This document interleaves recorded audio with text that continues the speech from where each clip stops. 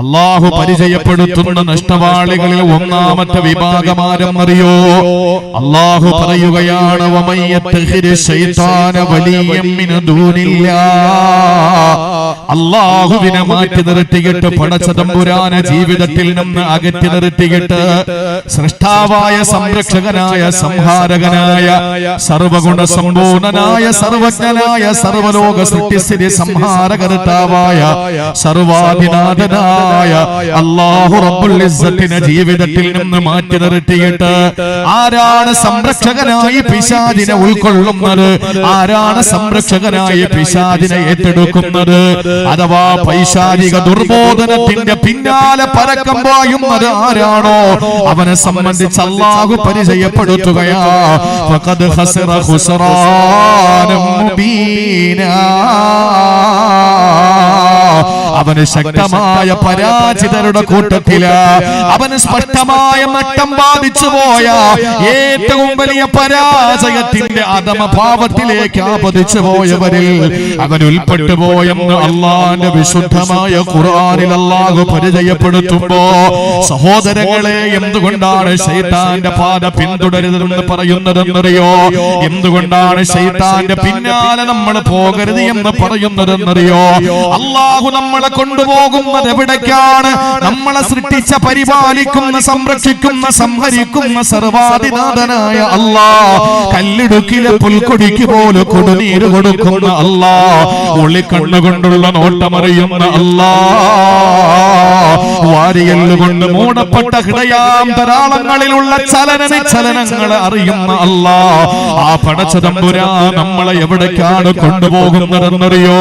അല്ലാഹു കൊണ്ടുപോകുന്നത് തമസ്സിൽ നിന്ന് പ്രോജ്വലതയിലേക്ക്, ഇരുളിൽ നിന്ന് വെളിച്ചത്തിലേക്കാണ്, അധർമ്മത്തിൽ നിന്ന് ധർമ്മത്തിലേക്കാണ്, അനീതിയിൽ നിന്ന് നീതിയിലേക്കാണ്, സത്യത്തിൽ നിന്ന് സത്യത്തിലേക്ക്.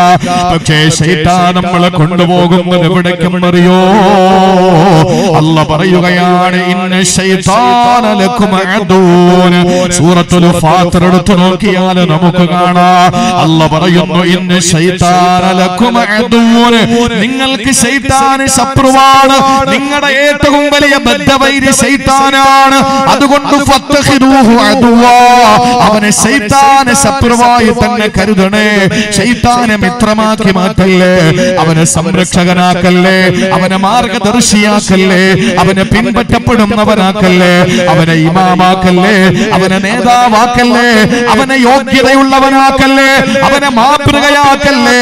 അല്ലാഹു പറയുകയാണ്, ഇന്നമാ യദ്ഉ ഹിസ്ബഹു ലിയകൂനൂ മിൻ അസ്ഹാബിസ് സഈർ. അല്ലാഹു വിശുദ്ധ ഖുർആനിലൂടെ പരിചയപ്പെടുത്തുകയാ, ഈ ശൈത്താൻ നിങ്ങളെ കൊണ്ടുപോകുന്നത് എവിടേക്കെന്നറിയോ? പൈശാചിക ദുർബോധനങ്ങൾ എവിടെയാണ് നിങ്ങളെ കൊണ്ടെത്തിക്കുന്നതെന്നറിയോ? മതമിളകി വരുന്ന, മതോന്മത്തനായി വരുന്ന കാളകളെ പോലെ ജീവിക്കുമ്പോ അവന് നേരെ പോകുന്നത് എവിടെയാണ്? ബെല്ലും ബ്രേക്കുമില്ലാതെ വരുന്ന ഒരു വാഹനം പോലെ ഈ പിശാച് നമ്മളെ കൊണ്ടെത്തിക്കുന്നത് എവിടെയെന്നറിയോ? ആ വണ്ടി എവിടെയെങ്കിലും ഇടിച്ചു നിൽക്കണ്ടേ, ആ വണ്ടി എവിടെയെങ്കിലും ഒന്ന് തട്ടി നിൽക്കണ്ടേ, ആ വണ്ടി നേരെ പോകുന്നത് എവിടേക്കാ? പിശാച് നമ്മളെ കൈപിടിച്ചു കൊണ്ടുപോകുന്നത് എവിടേക്കാ? അല്ലാഹു പറയുകയാണ്, ലിയകൂനൂ മിൻ അസ്ഹാബിസ് സഈർ എന്ന് പറയുന്ന കത്തിയാളുന്ന അല്ലാഹുവിന്റെ ഭീകരമായ, ബീഭത്സമായ, കഠിനമായ, കഠോരമായ ആ നരകത്തിന്റെ ഉള്ളിലേക്കാ നിങ്ങളെ കൊണ്ടുപോവുക. അതുകൊണ്ട് പ്രിയപ്പെട്ടവരെ, ശൈത്താന്റെ പാത പിൻപറ്റരുത്. നിങ്ങൾക്കൊരു നേതാവുണ്ട്, നിങ്ങൾക്കൊരു മാതൃകാ പുരുഷനുണ്ട്, നിങ്ങൾക്കൊരു നേതൃത്വമുണ്ട്, നിങ്ങൾക്കൊരു ഇമാമുണ്ട്, നിങ്ങൾക്കൊരു മാർഗദർശനം നൽകുന്നവനുണ്ട്, നിങ്ങൾക്കൊരു ദിശാബോധം നൽകുന്നവനുണ്ട്. അത് ആരെന്നറിയോ? അത് ശൈത്താനല്ല, അതൊരിക്കലും പൈശാചിക ദുർബോധനങ്ങളല്ല. പ്രിയപ്പെട്ടവരെ, നമ്മൾ അകറ്റി നിർത്തുന്നതാരെയാ? അല്ലാഹു റബ്ബുൽ ഇസ്സത്തിനെ ആ ജീവിതത്തിൽ നിന്ന് മാറ്റിയത് നിന്റെ വ്യക്തി ജീവിതത്തിൽ നിന്ന് മാറ്റിയില്ലേ ചെറുപ്പക്കാരാ? നിന്റെ കുടുംബ ജീവിതത്തിൽ നിന്ന് മാറ്റിയില്ലേ ചെറുപ്പക്കാരാ? നിന്റെ സാമൂഹിക ജീവിതത്തിൽ നിന്ന്, നിന്റെ സൊസൈറ്റിയിൽ നിന്ന്, നിന്റെ സമാജത്തിൽ നിന്ന്, നിന്റെ വ്യക്തി ജീവിതത്തിന്റെ വിശുദ്ധികളിൽ നിന്ന്, എല്ലാ മേഖലകളിൽ മേഖലകളിൽ നിന്നും അല്ലാഹനെ നീ മാറ്റി നിർത്തിയിട്ട് നീ ആരെയാണ് അവലംബിക്കുന്നത്? സാക്ഷാൽ പിശാചിനെയാ. അവൻ നിന്നെ കൊണ്ടുപോകുന്നത് എവിടേക്കെന്നറിയോ? അല്ലാഹന്റെ കത്തിയാടുന്ന നരകത്തിലേക്കാ നിങ്ങളെ കൊണ്ടുപോവുക. അല്ലാഹു നമുക്കതിൽ നിന്നുള്ള കാവല് നൽകി അനുഗ്രഹിക്കുമാറാവട്ടെ. അല്ലാഹു നമ്മളെ കാത്തുരക്ഷിക്കട്ടെ. അതുകൊണ്ട് ഒന്നാമത്തെ നഷ്ടവാളിയാരാ? ശൈത്താന്റെ പിന്നാലെ പോകുന്നവർ. നമ്മൾ പറയും ഇല്ല, ആണയിട്ട് പറയും നമ്മൾ ശൈത്താന്റെ പിന്നാലെ പോകൂല, നമ്മൾ ശൈത്താന്റെ പിന്നാലെ പോകൂല. വിശുദ്ധ ഖുർആൻ അക്കമിട്ട് പറയും നിങ്ങൾ ശൈത്താന്റെ പിന്നിൽ സഞ്ചരിച്ചതിന്റെ ലക്ഷണങ്ങൾ, അടയാളങ്ങൾ. കോവിഡ് വന്നപ്പോ നമ്മൾ തുമ്മിയ പ്രശ്നം, മൂക്ക് പിടിഞ്ഞാൽ പ്രശ്നം, ഒന്ന് ചുമച്ചാൽ പ്രശ്നം, ഒന്ന് തൊണ്ട കാറിയാൽ പ്രശ്നം. ഇതൊക്കെ കോവിഡിന്റെ അടയാളമായി നമ്മൾ വിലയിരുത്തി ഇല്ലേ? അതൊക്കെ ആരുടെയൊക്കെയോ കണ്ടെത്തലുകൾ എന്ന് നമുക്ക് പറയാം. ഇതൊക്കെ മനുഷ്യനിർമ്മിതമായ കണ്ടെത്തലുകളും നിരീക്ഷണ ഗവേഷണ പരീക്ഷണങ്ങൾ എന്ന് പറയാം. പക്ഷേ അല്ലാഹു പറയുന്നു നിങ്ങൾ പിശാചിന്റെ പിന്നാലെ പോകുന്നതിന് ചില ലക്ഷണങ്ങളുണ്ട്. ഈ ലക്ഷണങ്ങൾ ഉണ്ടോന്ന് നോക്ക്. എങ്കിലും തീർച്ച നമ്മൾ ജീവിതത്തിൽ അല്ലാഹനെ മാറ്റി നിർത്തി. അല്ലാതെ നമ്മൾ ആരും പറയണ്ട. ഇന്നലെ ഞാൻ പറയുന്നില്ല, സ്ഥലം പറയുന്നില്ല, ലൈവ് ഉള്ളത് കൊണ്ട് സ്ഥലം പറയാൻ പാടില്ല. ഞാൻ ഇന്നലെ പ്രസംഗിച്ച സ്ഥലം, ആ പ്രസംഗിച്ച സ്ഥലത്ത് ഞാൻ ഇറങ്ങി ചെന്ന് പരിപാടിക്ക് വേണ്ടി കയറുമ്പോ എന്നോട് ഒരാൾ വന്നിട്ട് പറഞ്ഞു, ഉസ്താദേ നിങ്ങൾ പ്രസംഗിക്കണം, എന്തായാലും നിങ്ങൾ പ്രസംഗിക്കുമല്ലോ, അപ്പൊ ഒരു കാര്യം വളരെ വ്യക്തമായി നിങ്ങൾ പറയണം. ഞാൻ എന്താണ്? കള്ളുകുടിയാണെങ്കിൽ വയ്യ, പറയാൻ പറ്റുന്നില്ല. കാരണം സംഘാടകരിൽ 80% കള്ളുകുടിയന്മാരാ. പിന്നെ വ്യഭിചാരം, അത് പറയേണ്ട കാര്യമില്ലല്ലോ, നാടനീളം നടന്നുകൊണ്ടിരിക്കുകയാണല്ലോ. പിന്നെ ഉള്ളത് എന്താണ്? പലിശ. അത് പറയണ്ട. അത് പലിശ പണം കൊണ്ട് തന്നെയാണ് പല ഇമാമിയങ്ങളും ഇന്ന് ഭക്ഷണം കഴിക്കുന്നത്. അല്ലാന്ന് ആരും പറയണ്ട. കാരണം വീടുകളിൽ നിന്ന് ചെലവ് വരുമെങ്കിൽ അതിൽ പലിശക്കാരന്റെ ആഹാരം ഉണ്ടായിരിക്കും, അതിൽ ഒരു സംശയവും വേണ്ട. പിന്നെ ഏത് തിന്മയെ പറ്റിയാണ്? ലഹരിയെ പറ്റിയോ? 9 വയസ്സും 10 വയസ്സുമുള്ള 9ാം ക്ലാസ്സിലും 10ാം ക്ലാസ്സിലും പഠിക്കുന്ന, +1നും +2നും പഠിക്കുന്ന, ഹിജാബ് ധരിച്ച് മഫ്ത ധരിച്ച പർദയിട്ട മുസ്ലിം പെൺകുട്ടികൾ പോലും ലഹരിയുടെ പിന്നാലെ പരക്കം പായുന്ന നാണം കെട്ട ഒരു നാട്ടില്, അല്ലെങ്കിൽ ഒരു പ്രദേശത്ത്, അല്ലെങ്കിൽ ഒരു സമൂഹത്തിന്റെ മുമ്പിൽ എന്തിനി പറയാനാണ്? അതുകൊണ്ട് ഈമാൻ നഷ്ടപ്പെട്ടു പോകാത്ത കാര്യങ്ങളൊക്കെ പറഞ്ഞു കൊടുത്ത് ആർക്കെങ്കിലും പറയുന്നവനും പറയിപ്പിച്ചവനും കേട്ടവനും ഒക്കെ രക്ഷപ്പെടുന്നെങ്കിൽ അത് മാത്രം മതി എന്ന് പറഞ്ഞപ്പോ എന്നോട് പറഞ്ഞല്ലോ, ഉസ്താദേ ഇത്രയും നാളും ഇല്ലാത്ത പുതിയൊരു സംഭവം തുടങ്ങിയിരിക്കുകയാണ്. എന്താന്ന് ചോദിച്ചവൻ പറഞ്ഞു, ജിംനേഷ്യത്തിൽ പെണ്ണുങ്ങൾ പോവാ. ഞാൻ പറഞ്ഞതൊരു തെറ്റായിട്ട് എനിക്ക് തോന്നുന്നില്ല. അങ്ങനെ ഒരു വികലമായ ചിന്തയൊന്നും എനിക്കില്ല. ഉസ്താദേ നിങ്ങളത് പറയാം, പക്ഷേ ആണുങ്ങളും പെണ്ണുങ്ങളും മിക്സ്ഡ് ആയ ഒരു സ്ഥലത്താണ് ജിംനേഷ്യത്തിൽ പോകുന്നത്. സുബ്ഹാനല്ലാഹ്. ഈ കിഴങ്ങന്മാര് വരുന്ന എന്തിനാണെന്നറിയോ? മസിൽ ഉരുട്ടിക്കയറ്റാൻ വേണ്ടിയിട്ടല്ല. പെണ്ണ് ജിംനേഷ്യത്തിൽ സാധനം എടുക്കുമ്പോൾ ത്രസിപ്പിക്കുന്ന അവയവങ്ങൾ കാണാൻ വേണ്ടിയിട്ടാണ്. ഞാൻ പറയുന്നതിന് അതിന്റെ രീതിയിൽ നിങ്ങൾ എടുക്കണം, അതേ രീതിയിൽ നിങ്ങൾ എടുക്കണം. ഈ കൊല്ലം എന്തായാലും പൊരുത്തപ്പെട്ടോളി, വരുന്ന കൊല്ലം വിളിക്കാതിരുന്നാൽ മതി. പക്ഷെ ഒരു കാര്യം അടിവരയിട്ടുകൊണ്ട് ചിന്തിക്കേണ്ട ഒരു കാലമാണ്. ഈ പെണ്ണിനെ വിടുന്ന വാപ്പ, അല്ലെങ്കിൽ ആ പെണ്ണിനെ വിടുന്ന ഭർത്താവ്, അല്ലെങ്കിൽ ആ പെണ്ണിനെ ജിംനേഷ്യത്തിലേക്ക് വിടുന്ന, നാണം കെട്ടുപോകുന്ന ഈ കാലഘട്ടത്തിന്റെ വലിയ നവോത്ഥാന നായകന്മാരും അവകാശപ്പെടുന്ന യുവാക്കൾ എന്താ ചിന്തിക്കാത്തത്? ഡ്രൈവിങ്ങിന് വിടുകയാണ് ആണുങ്ങളോടൊപ്പം. അവൻ ഗിയർ മാറ്റി എപ്പോഴും ഗിയർ മാറ്റുന്ന ജോലിയേ ഉള്ളവന്. കാരണം അവളെ കയ്യിൽ പിടിക്കാല്ല ഫ്രീ ആയിട്ട്. ഇതൊക്കെ മാറണം പ്രിയപ്പെട്ടവരെ, ഇതൊക്കെ മാറിയേ പറ്റൂ. ഉൾക്കൊള്ളുന്നവർക്ക് ഉൾക്കൊള്ളാം. വ്യക്തമായി എത്തിച്ചു കൊടുക്കുന്ന ഡ്യൂട്ടി മാത്രമേ പ്രവാചകന്മാർക്കും അവരുടെ അനന്തരാവകാശികളായ പണ്ഡിതന്മാർക്കുമുള്ളൂ. അത് ഉൾക്കൊള്ളാം, ഉൾക്കൊള്ളാതിരിക്കാം, അംഗീകരിക്കാം, തിരസ്കരിക്കാം. ജീവിതത്തിൽ വേണമെങ്കിൽ അതിനെ സ്വീകരിക്കാം, അല്ലെങ്കിൽ അതിനെ തള്ളിക്കളയാം. അതൊക്കെ കേൾവിക്കാരുടെയും അനുവാചകരുടെയും സ്വാതന്ത്ര്യമാണ്. അതിൽ കൈകടത്താൻ ഒരിക്കലും ഇസ്ലാം തന്നെ അനുവദിക്കും. ആ കാലഘട്ടത്തിലാണ് നമ്മളുള്ളത്. ജിംനേഷ്യത്തിൽ പെണ്ണുങ്ങൾ പോവാ, ആണും പെണ്ണും കൂടെ ഒരുമിച്ച് അവിടെ നിന്നിട്ട് ജിംനേഷ്യത്തിൽ പോയിട്ട് ഇങ്ങനെ ശരീരം ശരിയാക്കാൻ വേണ്ടി പോവാൻ. ഒന്ന് ആലോചിച്ച് നോക്കി. അങ്ങനെയൊക്കെ ആരെങ്കിലും ഒക്കെ പോകുന്നവരുണ്ടെങ്കിൽ നിർത്തിക്കോളി. അതുപോലെ ഡ്രൈവിംഗ് സ്കൂളിൽ നിങ്ങളുടെ ഭർത്താക്കളോട് പഠിപ്പിച്ച്, അല്ലെങ്കിൽ പെണ്ണുങ്ങൾ പഠിപ്പിക്കുന്ന സ്ഥലത്ത് പോയി ആണുങ്ങൾ മാത്രമുള്ള അല്ലെങ്കിൽ ഒരു സംഘമുള്ള അങ്ങനെയാണോ? എത്രയോ സ്ഥലങ്ങളിൽ ഒറ്റയ്ക്ക് വാഹനം ഓടിച്ചിട്ട് പഠിപ്പിച്ചു കൊടുക്കുമ്പോ അതുവഴി പിന്നെ ലൈസൻസ് എടുത്ത് അതുവഴി അങ്ങ് പോവാൻ തിരിച്ചു വരുന്നില്ല. ആ ഒരു അവസ്ഥയിലേക്കല്ലേ ഉള്ളത്. പിശാചിന്റെ പാത പിൻപറ്റിക്കൊണ്ട് പടച്ചവനെ മാറ്റി നിർത്തിയിട്ട് ജീവിതത്തിൽ എന്നാണോ ശൈത്താനെ നമ്മൾ സംരക്ഷകനാക്കിയത്, ആ നാള് മുതൽ തുടങ്ങി നമ്മുടെ അപജയം, ആ നാള് മുതൽ തുടങ്ങി നമ്മുടെ പരാജയം. അല്ലാഹു പറയുന്നു, അതാണ് ഏറ്റവും വലിയ സ്പഷ്ടമായ നഷ്ടവാളികളിൽ ഒന്നാമനെന്ന് അള്ളാഹുവിന്റെ പരിശുദ്ധ ഖുർആൻ. നമ്മൾ അറിയാതെ ഇതൊക്കെ ചെയ്തു പോകുന്ന വഴികൾ ഏതെന്നറിയോ? അതും ഖുർആൻ തന്നെ പറയാണ്. സൂറത്തുൻ നൂർ, വിശുദ്ധ ഖുർആൻ സൂറത്തുൻ നൂറിൽ അല്ലാഹു പറയുന്നു, ശൈത്താൻ നമ്മുടെ വലിയായ, നമ്മൾ പറയുമല്ലോ ശൈത്താൻ നമ്മുടെ വലിയൊന്നുമല്ല. വലിയെന്ന് പറഞ്ഞാൽ മറ്റേ ഈ ഔലിയാക്കളുടെ കൂട്ടത്തിൽപ്പെട്ട വലിയാണെന്ന് കരുതരുത്. വലി പല സൈസ് ഉണ്ടല്ലോ. രാത്രി കിടക്കുമ്പോൾ കൂർക്കം വലിയുണ്ട്, പിന്നെ കുറെ കെട്ടിച്ചമക്കപ്പെട്ട വലിയ ഔലിയാക്കളുണ്ട്, യഥാർത്ഥ അള്ളാഹുവിന്റെ ഔലിയാക്കളുണ്ട്. അങ്ങനെ വലിയ പല സൈസാണ്.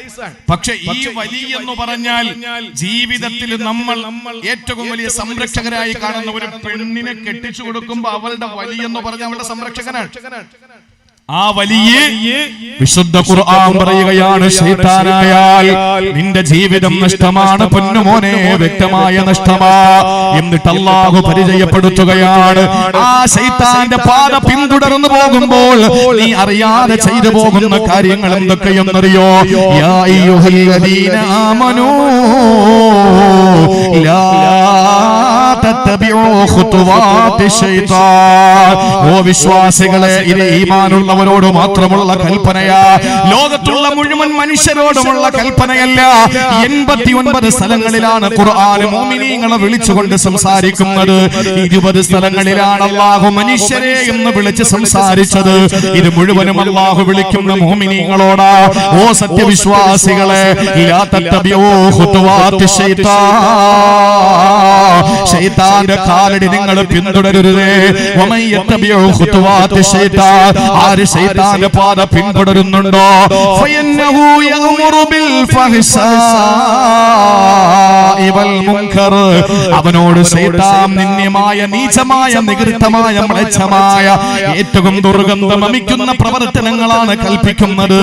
അവനോട് ദാരിദ്ര്യം പറഞ്ഞുകൊണ്ട്, അവനോട് കോപത്തിന്റെയും ദേഷ്യത്തിന്റെയും വൈമനസ്യത്തിന്റെയും വൈഷമ്യത്തിന്റെയും വൈക്ലഭ്യത്തിന്റെയും കാര്യങ്ങൾ പറഞ്ഞുകൊണ്ട്, അല്ലാഹു വെറുത്തിട്ടുള്ള, റസൂൽ വെറുത്തിട്ടുള്ള, പൊതുജനം വെറുക്കുന്ന നാട്ടിലെ തിന്മകളായ തിന്മകൾ മുഴുവനും അവനോട് ചെയ്യാൻ പ്രേരിപ്പിക്കുന്നതാണ് ശൈത്താന്റെ പാത പിന്തുടർന്നാലുള്ള അടയാളമെന്ന് അല്ലാഹുവിന്റെ പരിശുദ്ധ ഖുർആൻ. നമസ്കാരം കഴിഞ്ഞിട്ട് പരദൂഷണം പറയാൻ തോന്നുന്നത് എന്തുകൊണ്ടാണ്? നീ അല്ലാഹുവിനെ പിൻപറ്റുന്നില്ല, പകരം ശൈത്താനെ പിൻപറ്റുകയാ. തല തുറന്നിട്ടുകൊണ്ട് റോട്ടിലൂടെ നടന്നു പോകാ പെണ്ണേ, നിനക്കെങ്ങനെയാ മനസ്സ് വരുന്നത്? നിന്റെ തലമുടി ഔറത്താണ് മോളെ, നിന്റെ ശരീരത്തിന്റെ ഓരോ രോമകൂപങ്ങളും ഔറത്താ. ആ രോമങ്ങൾ തുറന്നിട്ടുകൊണ്ട് തലമറയ്ക്കാതെ നടക്കാൻ നിന്നെ പ്രേരിപ്പിക്കുന്നത് എന്തുകൊണ്ടാണ്? നീ ശൈത്താന്റെ പാത പിന്തുടരുന്നതിന്റെ പേരിലാ. പ്രിയപ്പെട്ടവരെ, ലഹരി എന്താ ഉപയോഗിക്കാൻ തോന്നുക? എന്തുകൊണ്ടാണ് പലിശ വാങ്ങാൻ തോന്നുക? എന്തുകൊണ്ടാണ് ജനങ്ങളുടെ സമ്പത്ത് പിടിച്ചു പറ്റിയിട്ട് പറ്റിച്ചു നടക്കാൻ നിനക്ക് കഴിയുക? ഇതെല്ലാം ശൈത്താന്റെ പിന്നാലെ നീ നടന്നു പോയതിന്റെ ലക്ഷണമാണ് എന്ന് അല്ലാഹുവിന്റെ പരിശുദ്ധ ഖുർആൻ സൂറത്തുൻ നൂറിലൂടെ അല്ലാഹു നമ്മെ പഠിപ്പിക്കുകയാണ്. ശൈത്താന്റെ പാത പിന്തുടർന്നാൽ നിങ്ങൾക്ക് മനസ്സിലാവുന്നുണ്ടോ? വിഷയം മനസ്സിലാവുന്നുണ്ടോ? അൽഹംദുലില്ലാഹ്. ശൈത്താന്റെ പാത പിന്തുടർന്നാൽ അടയാളം എന്താ? അവൻ ചെയ്യുന്നത് മൊത്തം ഫഹ്ശാഉം മുൻകറും ആയിരിക്കും. എന്ന് പറഞ്ഞാൽ വെറുക്കപ്പെട്ടതും മ്ലേച്ഛമായതും അവന്റെ ജീവിതത്തിന്റെ എല്ലാ മേഖലകളിലും. എന്റെ പ്രിയപ്പെട്ടവരെ, ശൈത്താൻ നമ്മുടെ വീട്ടിലേക്ക്, നമ്മുടെ ജീവിതത്തിലേക്ക് കടന്നു വരുന്നുണ്ട്, നമ്മൾ അറിയുന്നില്ല. ആ ശൈത്താനോട് പോരടിച്ചിരിക്കാൻ നമ്മളെ കൊണ്ട് കഴിയില്ല. അത് നമ്മൾ വളരെ വ്യക്തമായി മനസ്സിലാക്കണം. ഈ കള്ള് കുടിക്കുന്നവനോട് പറഞ്ഞു നോക്കണം, മദ്യപിക്കുന്നവനോട് പറഞ്ഞു നോക്കണം, നീ അത് മദ്യപിക്കരുത്. അവൻ പറയും ഇത് വലിയൊരു തെറ്റല്ല, അവനത് തോന്നില്ല. പലിശ വാങ്ങുന്നവനോട് ഇത് പറയുമ്പോൾ അവൻ അതിന് മനോഹരമായ ഒരു പേര് കൊടുക്കും, ഹദിയ. പലിശ, ഞാൻ നിനക്ക് കുറച്ച് പൈസ തന്നു, അതിന് പലിശയല്ല, അതിന് അറബി പേരിടും ഹദിയ. ചെറിയ ഹദിയാണ് അവൻ തന്നത്. ഇത് അവന് അഴകായി തോന്നും. എന്തുകൊണ്ടാണ്?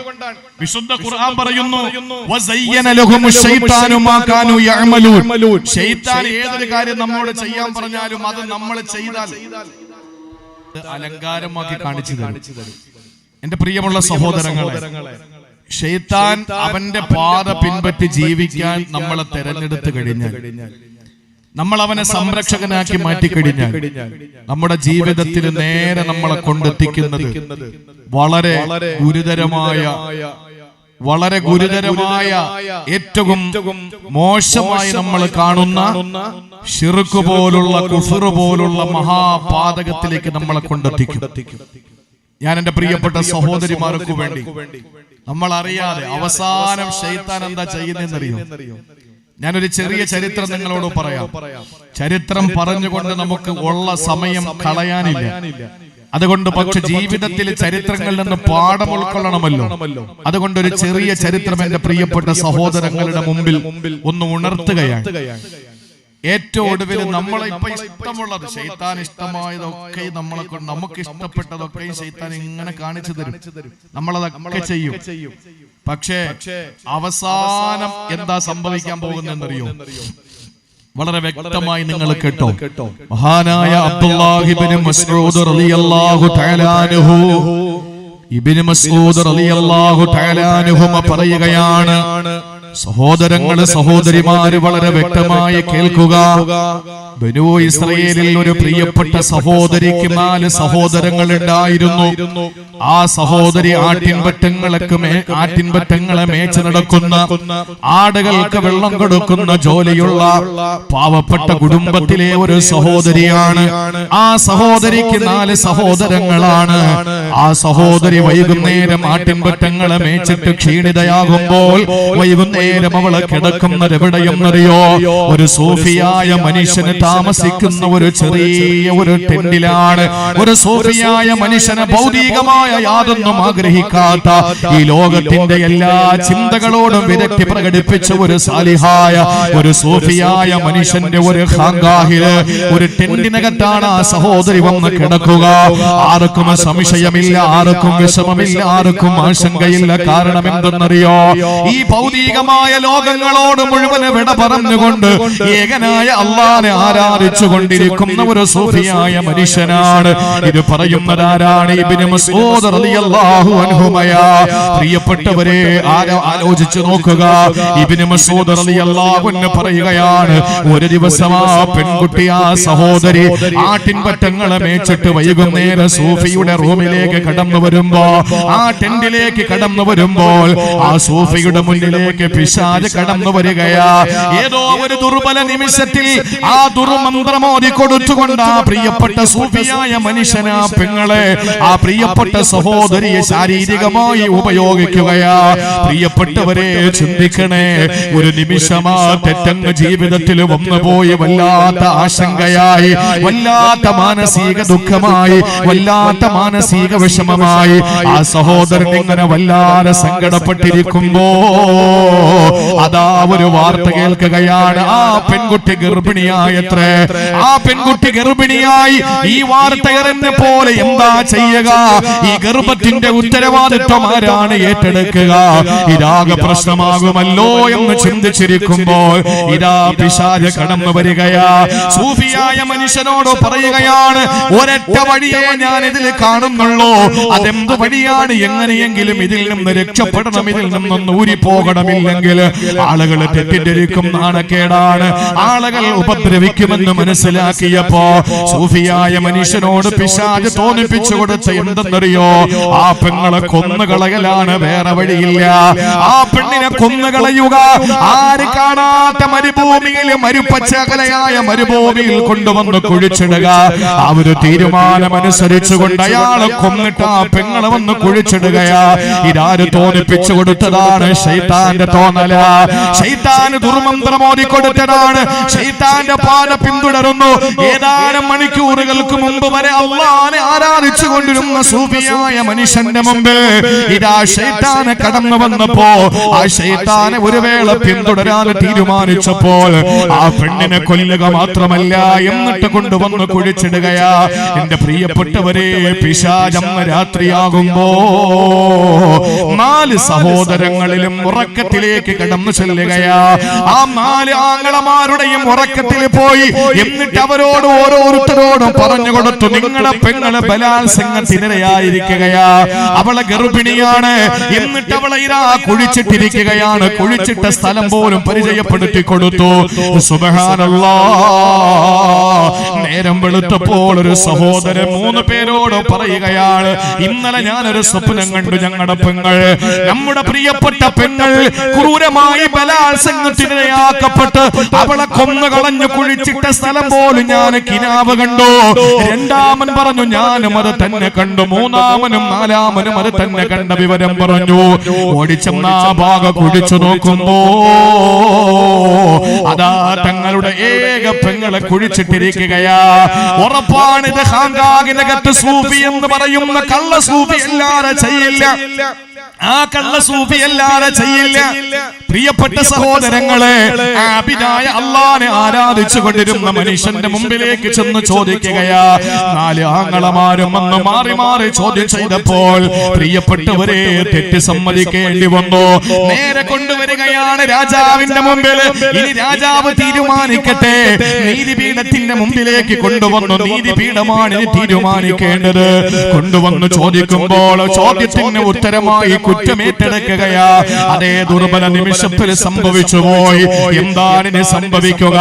പ്രിയപ്പെട്ടവരെ, അവിടെ ശൈത്താൻ ഓടി വരികയാ. അവിടെ ശൈത്താൻ ഓടി വരികയാണ്. ആ കൊലയാളിയായ മനുഷ്യന്റെ വക്കാലത്ത് ഏറ്റെടുത്തുകൊണ്ട് പിശാച് വരികയാ. എന്നിട്ട് പിശാച് പറഞ്ഞതെന്തെന്നറിയോ? ഇന്നി ഔഖഅതുക ഫീ ഹാദാ. ഏ സൂഫിയായ മനുഷ്യ, നിങ്ങൾ ഈ വിഷയത്തിൽ പെടുത്തിയത് ഞാനാ. ആ പെണ്ണിനെ വ്യഭിചരിക്കാനും മനസ്സിൽ മന്ത്രമോദിയത് ഞാനാ. എന്നിട്ട് ഗർഭിണിയായ പെണ്ണിനെ കുഴിച്ചിടാനും കൊല്ലാനും പ്രേരിപ്പിച്ചത് ഞാനാ. ഈ വിഷയത്തിൽ ഞാനാണ് നിങ്ങളെ ഇതെല്ലാം ചെയ്തത്. അതുകൊണ്ട് തന്നെ വലയ്യൻ ജീക മിൻഹു ഗൈരി. എനിക്കല്ലാതെ നിങ്ങളെ രക്ഷപ്പെടുത്താൻ ലോകത്താർക്കും കഴിയൂല. എനിക്ക് മാത്രമേ നിങ്ങളെ രക്ഷപ്പെടുത്താൻ കഴിയുള്ളൂ. വഉൻജീക മിമ്മാ ഔഖഅതുക ഫീ. നിങ്ങളെ അതിൽ നിന്ന് ഞാൻ രക്ഷപ്പെടുത്താം. പക്ഷേ എനിക്ക് നിങ്ങൾ പകരം എന്താണ് തരുന്നത്? അയാൾ ചോദിച്ചു, എന്താ നിനക്ക് ഞാൻ തരേണ്ടത്? ഒരൊറ്റ കാര്യം എനിക്ക് തന്നാ മതി. അത് നിങ്ങൾക്ക് ഛേദമുള്ള കാര്യമല്ല, അത് നിങ്ങൾക്ക് ഭീകരമായ കാര്യമല്ല. ഒരു ചെറിയ കാര്യമാണ് ഞാൻ ചോദിക്കുന്നത്. അത് പണമല്ല, പദവിയല്ല. എനിക്ക് വേണ്ട ഒരു ചെറിയ കാര്യമാണ്. അത് നിങ്ങളൊന്ന് ചെയ്താൽ ഈ പീഡനത്തിൽ നിന്ന് നിങ്ങളെ ഞാൻ രക്ഷപ്പെടുത്താം. ഈ കൊലപാതകത്തിൽ നിന്ന് നിങ്ങളെ ഞാൻ രക്ഷപ്പെടുത്താം. അയാൾ ചോദിച്ചു, എന്താ ഞാൻ ചെയ്യേണ്ടത്? പിശാച് മറുപടി കൊടുക്കുന്നു, ഫസ്ജുദ് ലീ സജ്ദതൻ വാഹിദാ. ഒരു ചെറിയ സുജൂദ് എനിക്ക് വേണ്ടി ഒന്ന് ചെയ്യോ. ഒരൊറ്റ സുജൂദ് എനിക്ക് വേണ്ടി ഒന്ന് ചെയ്യോ. ഒരു സുജൂദിനപ്പുറം ഞാൻ ആവശ്യപ്പെടൂല.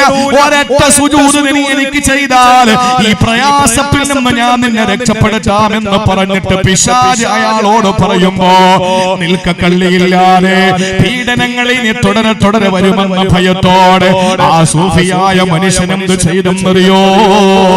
അതുവരെ ആരുടെ മുന്നിലും അടിയറവ് പറയാത്ത തല, ആരുടെ മുന്നിലും കുനിക്കാത്ത തല, ഇന്നലെ വരെ പടച്ചവനെ അവലിയാക്കിയിട്ട് സംരക്ഷകനായി ജീവിച്ചപ്പോ യാതൊരു തന്റെ മുമ്പിലും കുനിക്കാത്ത അന്തസ്സിന്റെ ആഭിജാത്യത്തിന്റെ യശസ്സിന്റെ തലയുണ്ടല്ലോ. പ്രിയപ്പെട്ടവരെ, ആ തല കൊണ്ടുവന്ന് പിശാചിന്റെ മുമ്പിൽ സുജൂദ് ചെയ്യുകയാ. ആ സമയത്ത് എന്താ പിശാച് പറഞ്ഞതെന്നറിയോ? ആ പിശാച് പറയുന്നു, നീ സുജൂദ് ചെയ്തല്ലോ, എനിക്കിനി ഒന്നും ചെയ്യാനില്ല. എനിക്കിനി ഒന്നും ചെയ്യാനില്ല, ഞാനിതാ പോവുകയാണ്, എനിക്ക് റബ്ബിനെ പേടിയാണെന്ന് പറഞ്ഞിട്ട് ശൈത്താൻ അവിടെ നിന്ന് മാഞ്ഞു പോയത്രേ. ഇതേതെങ്കിലും സിനിമയിലെ തിരക്കഥയല്ല, ഇതേതെങ്കിലും നാടകത്തിന്റെ ഇതിവൃത്തമല്ല, ഇതേതെങ്കിലും സീരിയലിന്റെ ക്ലൈമാക്സുമല്ല. ഇത് മഹാനായ സഹാബി അബ്ദുല്ലാഹി ഇബ്നു മസ്ഊദ് റളിയല്ലാഹു അൻഹുവിന്റെ പ്രഭാഷണത്തിൽ നിന്നുള്ള ശകലമാ. അദ്ദേഹം ഇത് പറയുക മാത്രമല്ല, ഈ സംഭവം പറഞ്ഞിട്ട് തന്നെ മുന്നിലിരിക്കുന്നവരോട് വിശുദ്ധമായ ഖുർആൻ സൂറത്തുൽ ഹശ്റിലെ ഒരു ആയത്ത് ഓതുകയാ. ഏതാണ് ആയത്തെന്നറിയോ? ആയത്ത് വളരെ വ്യക്തമായി എന്റെ പ്രിയപ്പെട്ട പെങ്ങന്മാര് മനസ്സിലാക്കുക. അല്ലാഹുവിന്റെ ഖുർആനിലെ സൂറത്തുൽ ഹശ്റിൽ അല്ലാഹ് പറയുകയാ, കമസലി ശൈത്താൻ ഇദ ഖാല ലിൽ ഇൻസാനി കുഫർ ഫലമ്മാ كفر قال إني بريء منك إني أخاف الله رب العالمين. ഇത് തന്നെയാണ് പിശാചിന്റെ സ്വഭാവം, ഇത് തന്നെയാണ് ബദറിൽ നടന്നത്, ഇത് തന്നെയാണ് ബദറിൽ പ്രിയപ്പെട്ട സഹാബത്തിന്റെ മുമ്പിൽ എത്തപ്പെട്ട സത്യനിഷേധികൾ കുഫാറുകളോട് പിശാച് വന്നിട്ട് നിങ്ങൾ ധൈര്യമായി പോകൂ, 313 പട്ടിണി പേക്കോലങ്ങളെ തൂത്തെറിയൂ എന്ന് പറഞ്ഞിട്ട് ആ പിശാച് ശത്രുക്കളെ രണാങ്കണത്തിൽ ഇറക്കിയിട്ട് ഓടുമ്പോൾ പറഞ്ഞതും ഇത് തന്നെയാ. എന്താ ഇബ്നു മസ്ഊദ് തങ്ങൾ ഈ ചരിത്രം പറഞ്ഞിട്ടോ ഈ ആയത്തിന്റെ അർത്ഥം എന്നറിയോ? ഇതാണ് പെങ്ങളെ ഹൃദയത്തിൽ പ്രകമ്പനം കൊള്ളേണ്ടത്, ഇതാണ് തലമറയ്ക്കാതെ നടക്കുമ്പോൾ നമ്മൾ ചിന്തിക്കേണ്ടത്, ഇതാണ് പലിശ വാങ്ങിയിട്ട് മക്കൾക്ക് ഭക്ഷണം കൊടുക്കുമ്പോൾ നമ്മൾ ചിന്തിക്കേണ്ടത്, ഇത് തന്നെയാണ് ഇസ്ലാമിക വിരുദ്ധ പ്രവർത്തനങ്ങൾ നടത്തുമ്പോൾ നമ്മൾ ചിന്തിക്കേണ്ടത്. അല്ലാഹ് പറയുകയാണ്, കമസലി ശൈത്താനി ശൈത്താനെ പോലെ. എന്താ ശൈത്താന്റെ സ്വഭാവം? ഇത് ഖാല ലിൽ ഇൻസാനി കുഫർ, മനുഷ്യനോട് പറയും നീ നന്ദികേട് കാണിക്കണ. ആ സമയത്ത് ഫലമാ കഫറ, അവന് നന്ദികേട് കാണിക്കുമ്പോ, അവന് ഹറാമായ കാര്യങ്ങൾ ചെയ്യുമ്പോ, അവൻ നിഷിദ്ധമായ പ്രവർത്തനങ്ങൾ ചെയ്യുമ്പോ ശൈത്താൻ പറയുന്നു, ഖാല ഇന്നി ബരീഉം മിൻക, ഞാൻ നിന്നിൽ നിന്ന് ഒഴിവാണ്, ഞാനും നീയുമായിട്ടൊരു ബന്ധവുമില്ല. ഇന്നി അഖാഫുല്ലാഹ റബ്ബൽ ആലമീൻ, ഇതാ ഞാൻ അല്ലാഹുവിനെ ഭയന്നുകൊണ്ട് ഓടുകയാണെന്ന് പറഞ്ഞ് ശൈത്താൻ മാറി പോകുമെന്ന് അല്ലാഹുവിന്റെ പരിശുദ്ധ ഖുർആൻ. അതുകൊണ്ട് പ്രിയപ്പെട്ടവരെ, അല്ലാഹു എന്താണോ കൽപ്പിച്ചത് അതല്ലാതെ ജീവിതത്തിൽ നമുക്ക് വേണ്ട എന്ത് തിന്നണം എന്റെ റബ്ബ് പറഞ്ഞിട്ടുണ്ട്. അത് ആരിനി അല്ലെന്ന് പറഞ്ഞാൽ ഞാൻ തിന്നൂല. അതൊക്കെ പിശാചിന്റെ ദുർബോധനങ്ങളാ. ആരെ സ്നേഹിക്കണമെന്ന് എന്നോട് എന്റെ അല്ലാഹു പറഞ്ഞിട്ടുണ്ട്, ആരെ കെട്ടിപ്പിടിച്ച് ചുംബനങ്ങൾ കൊടുക്കണമെന്ന് എന്റെ ദീൻ എന്നോട് പറഞ്ഞിട്ടുണ്ട്. അതിനപ്പുറത്ത് ഇനി ഏറെ തമ്പുരാൻ പറഞ്ഞാലും എനിക്ക് കഴിയില്ല. കുഞ്ഞുമക്കളോട് സ്നേഹം കാണിക്കണം, ഇസ്ലാമിന്റെ നയമാണ്. കെട്ടിയ പെണ്ണിനോട് സ്നേഹം കാണിക്കണം, അത് ഇസ്ലാമിന്റെ നയമാണ്. അവളുടെ കയ്യിലൊന്ന് പിടിച്ചാൽ പാപം പൊറുക്കപ്പെടും. പ്രേമമായി പോണെ ഒന്ന് നോക്കിയാൽ നിനക്ക് സദഖയുടെ കൂലിക്കപ്പുറത്ത് അല്ലാഹു അനുഗ്രഹത്തിന്റെ പേമാരി വർഷിപ്പിച്ചു തരും. നിനക്ക് വലിയ പ്രതിഫലമാണ് തരുന്നത് നിന്റെ ഭാര്യയോടുള്ള സ്നേഹം. ഇപ്പൊ വരുന്നുണ്ട് പ്രണയദിനം, വാലന്റൈൻസ് ഡേ. ഫെബ്രുവരി 14-ാം തീയതി വാലന്റൈൻസ് ഡേ വരികയാണ്. കഴുകി നിർത്തിക്കോളയും, പശുവൊക്കെ വീട്ടിലുണ്ടെങ്കിൽ കെട്ടിപ്പിടിച്ച് മുത്തം കൊടുക്കാം. പുതിയ തീരുമാനം വരിക, 14-ാം തീയതി ആകുമ്പോ സ്നേഹത്തിന്റെ പേരിൽ പശുവിന് ചുംബനം കൊടുക്കണമെന്ന്. ഒന്ന് ആലോചിച്ചെങ്കിൽ എന്തൊരു ലോകമാ പ്രിയപ്പെട്ട സഹോദരങ്ങളെ. ഈ ഫേസ്ബുക്കും വാട്സപ്പും ഒന്നും ഈ ഒരു സാധനം ഇല്ലാത്ത ഉപ്പാപ്പന്മാര് രക്ഷപ്പെട്ടു, അൽഹംദുലില്ലാ. അവർക്ക് ഇതൊന്നും അറിയാൻ വേണ്ട, ലോകത്തെ പറ്റി ഒരു ചിന്തയില്ല അവർക്ക്. അൽഹംദുലില്ലാ, പള്ളി വീട് അൽഹംദുലില്ലാ, അത് അല്ലാഹു നിലനിർത്തി തരട്ടെ. പുതിയ ജനറേഷന്റെ അവസ്ഥ എന്ന് പറഞ്ഞാൽ 14-ാം തീയതി ഇപ്പൊ ഇറങ്ങും. 14-ാം തീയതി ആകുമ്പോ എല്ലാവരും പശുവിനെ കെട്ടിപ്പിടിച്ച് മുത്തം കൊടുക്കണമെന്നാണ് പുതിയ തീരുമാനം, നിയമം വരുന്നത്. അതാണ് വാലന്റൈൻസ് ഡേ. അല്ലാഹു അക്ബർ. പടച്ചോ നമ്മളെ കാത്തുരക്ഷിക്കട്ടെ, അല്ലാഹു നമ്മളെ കാത്തുരക്ഷിക്കട്ടെ. ശൈത്താന്റെ വഴി തേടരുത്. അല്ലാഹു നിഷിദ്ധമാക്കിയ ഒരു നേരത്തെ ഭക്ഷണത്തിൽ ഒരു ഈത്തപ്പഴ കുരുവിന്റെ അളവ് പോലും ഹറാം കടക്കരുത്. അത് ജീവിതത്തിന്റെ ഭാഗമാക്കി മാറ്റണം. ഇതെന്റെ റസൂൽ, എന്റെ അല്ലാഹു എന്നോട് കൽപ്പിച്ചതാണ്. അതിനപ്പുറത്ത് ശൈത്താന്റെ പാത പിന്തുടർന്നുകൊണ്ട് എനിക്ക് നിഷിദ്ധമായത് കഴിക്കാൻ പറ്റില്ല. ആ തീരുമാനം എടുക്കും. അള്ളാഹു മനസ്സിലാക്കാനുള്ള തൗഫീഖ് തരട്ടെ. ഇപ്പൊ ഇഷ്ടം പോലെ നമ്മളെ കൊണ്ട് തെറ്റുകൾ ചെയ്യിപ്പിക്കും, ഏത് നിലയിലും നമ്മളെ കൊണ്ട് ഹറാമുകൾ ചെയ്യിപ്പിക്കും. അവസാനം എന്താ സംഭവിക്കാന്നറിയോ? ഏറ്റവും അതിന്റെ എൻഡിലെത്തുമ്പോ, അതിന്റെ അവസാന ഭാഗത്തെത്തുമ്പോ, അവിടെ എത്തുമ്പോ ശൈത്താൻ പറയും ഇന്നി അഖാഫുല്ലാഹ റബ്ബൽ ആലമീൻ, എനിക്ക് പേടിയാടാ, ഞാൻ പോവാ. ഇതാണ് ശൈത്താൻ. നമ്മളൊരു കാര്യം കൂടി ആലോചിക്കണം, ഒരു കാര്യം കൂടി നമ്മൾ ആലോചിക്കണം. ശൈത്താന്റെ പാത പിന്തുടരുത് എന്നാണ് നമ്മൾ പറയുന്നത്. ഇന്നിപ്പോ നമ്മൾ ശൈത്താന്റെ മുമ്പിലാണോ ശൈത്താന്റെ പിന്നിലാണോ? അതുകൂടെ നമ്മളത് ചിന്തിക്കണം. ശൈത്താന്റെ മുന്നിലാണോ പിന്നിലാണോ? ഈ ആഫ്റ്റർ കോവിഡാനന്തര നമ്മുടെ ആത്മീയത എന്ന് പറയുന്നത് വളരെ വളരെ പരിതാപകരമാണ്. പള്ളിയിൽ ആളുകളില്ല. ഇടയ്ക്ക് പള്ളിയിൽ നല്ല ജനക്കൂട്ടമായിരുന്നു. ഇപ്പൊ പള്ളികളിൽ ആളില്ല. എന്താ കാരണം? കോവിഡ് സമയത്ത് ജുമാ നടക്കാൻ വേണ്ടി പോലും 4 പേരും 3 പേരും പള്ളിയിലെ മുല്ലാക്കയും മുക്കരിയും ഉസ്താദും കമ്മിറ്റിക്കാരും ഒക്കെ ഉണ്ടായിരുന്നല്ലോ. അത് മതി ഇപ്പൊ ജുമാ നടക്കാൻ. അവർക്ക് അല്പം കൂടെ ബോധം വന്നതാണ്, അവർക്ക് അല്പം കൂടെ വിവരം വെച്ചതാണ് പ്രശ്നം. 4 പേരുണ്ടെങ്കിലും ജുമാ നടക്കുമെന്നുള്ള വിവരം വെച്ചത്. നിങ്ങൾ നോക്ക്, നമ്മൾ യഥാർത്ഥത്തിൽ ശൈത്താന്റെ മുമ്പിൽ നടക്കുന്നവരാണോ ശൈത്താന്റെ പിന്നിൽ നടക്കുന്നവരാണോ? ഖുർആൻ പറഞ്ഞു ലാ തത്തബിഉ ഖുതുവാത്തി ശൈത്താൻ, ശൈത്താന്റെ പിന്നാലെ പോകരുത്. നമ്മൾ പിന്നാലെ പോയിട്ട് മുന്നിൽ കയറി നടക്കുക. എന്താണെന്നറിയോ? ഒരു ഗ്രന്ഥത്തിൽ വളരെ സ്വീകാര്യമായ സംഭവമൊന്നും അല്ലെങ്കിൽ പോലും മനസ്സിലാക്കാൻ വേണ്ടിയിട്ട് ഞാൻ പറയാൻ, ഒരു ദിവസം ഒരാൾ നടക്കാൻ വേണ്ടി ഇറങ്ങി, പ്രഭാത സവാരിക്ക് വേണ്ടി ഇറങ്ങി.